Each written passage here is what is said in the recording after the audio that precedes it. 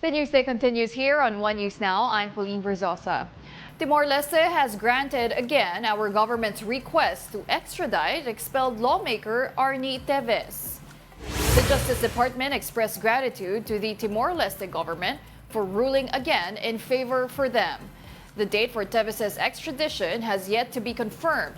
Now, Teves has been charged for the murder of former Negros Oriental Governor Roel Degamo and others back in March 2023. The government has also designated him as a terrorist. Teves' camp has yet to comment about this latest development.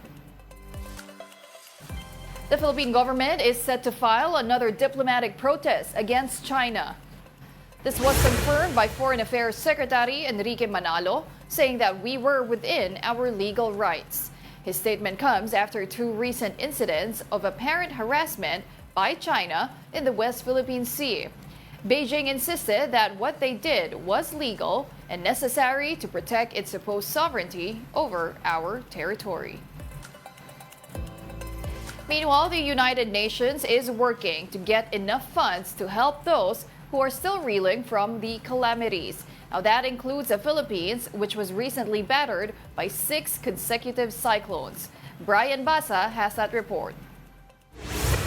This is what climate injustice looks like, says the UN. For a country that has very little blame to take for global warming, the Philippines is still the most disaster-prone place in the world. You don't see the scars that are sort of hidden behind when those waters, go away. And so that recovery period for the most vulnerable households when these events happen just simply takes longer and greater support is needed. Climate funding has also been a challenge. This year's UN Climate Change Conference ended with a $300 billion annual financing deal. Developing nations, however, are slamming their wealthier counterparts for what they call a paltry sum.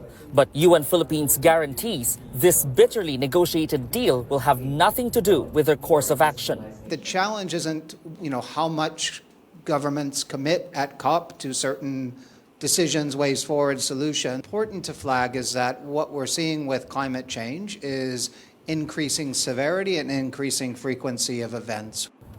UN Philippines has achieved more than half of its target fund, $42 million or some 2.5 billion pesos for the 8 worst-hit provinces in Luzon. The money will help residents get alternate livelihoods, clean water, housing materials, and educational aid, among others.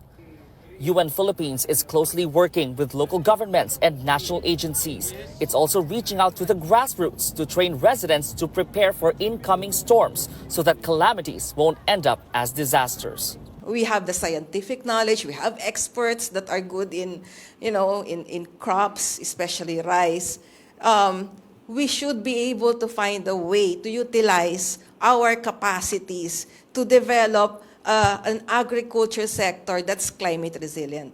Resilience building is a development investment. It means that it's when you make the most of the existing resources and institutions to support long-term responses to that. And in this long-term response, of course, is the prevention. And the timing could have never been better for the country as it hosts the Loss and Damage Fund Board. The UN says this is our chance to show stakeholders everywhere that climate change is real and that we need to set our priorities straight for a sustainable future. For News 5, I'm Brian Basa, and we are One News. And now for the weather, Pag-asa is not seeing any low-pressure area within and outside the Philippine territory. The Weather Bureau says the country will remain cyclone-free at least in the next 5 days. But several areas may experience rains due to the Amihan and Easterlies.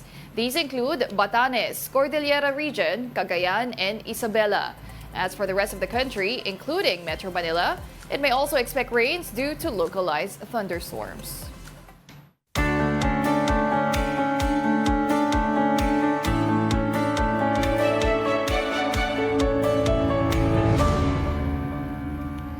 The South Korean police has launched an investigation into President Yoon Suk-yeol for potential sedition. This is the police's response to the complaints filed by a group of activists for Yoon's shocking declaration of a short-lived martial law. The South Korean president is also facing an impeachment complaint from the opposition lawmakers. Yoon's defense minister Kim Yong-hyun also stepped down from his position and took responsibility for the emergency martial law.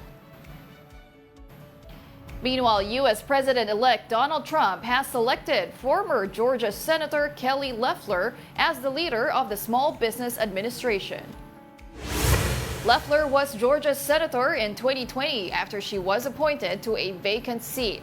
She previously expressed her intention to vote against the certification of the electoral votes when Trump lost in the 2020 elections. However, she changed her mind after the violent January 6 incident.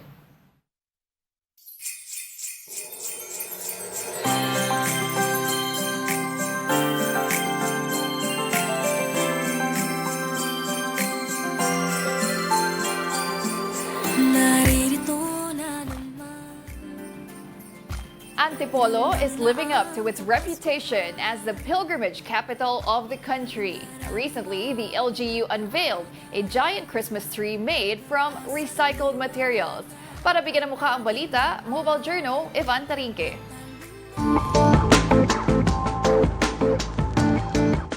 Ilang tulog na lang at magpapasko na.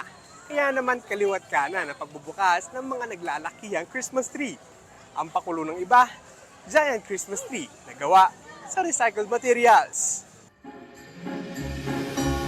Kumukuti-kutitap ng mga Christmas display at isang 55-foot snow-capped Christmas tree na may temang White Christmas. Ito ang mga sasalubong sa inyo ngayon sa Sumulong Park sa pilgrimage capital of the Philippines, Antipolo. Ang mas kahanga-hanga pa rito, ang higanteng Christmas tree na nagsisilbing sentro ng atraksyon sa parke ay gawa mula sa mga recycled materials gaya ng plastic bottles. Nakamit ito sa bayanihan ng mga empleyado ng City Hall, materials recovery facilities ng lungsod, at mga junk shop owners sa Antipolo. Ang proyektong ito ay bahagi ng Yes to Green program ng lungsod na layunin pangalagaan ng kalikasan at itaguyod ang pagre-recycle.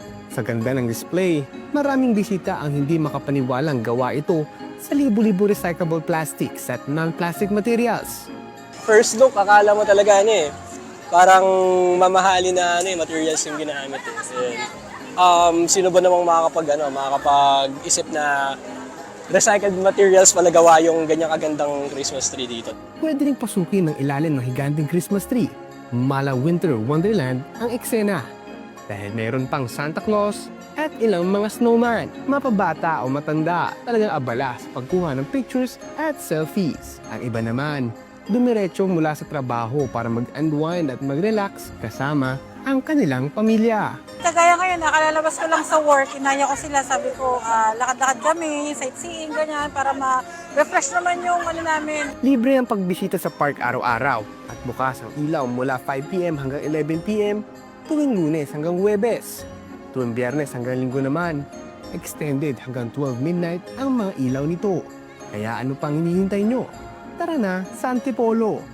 Sa darating na Pasko, huwag po natin kalimutan na mag-recycle ng mga bagay na pwede pang mapakinabangan para hindi lang merry ang inyong Christmas, nakatulong pa kayo kay inang kalikasan.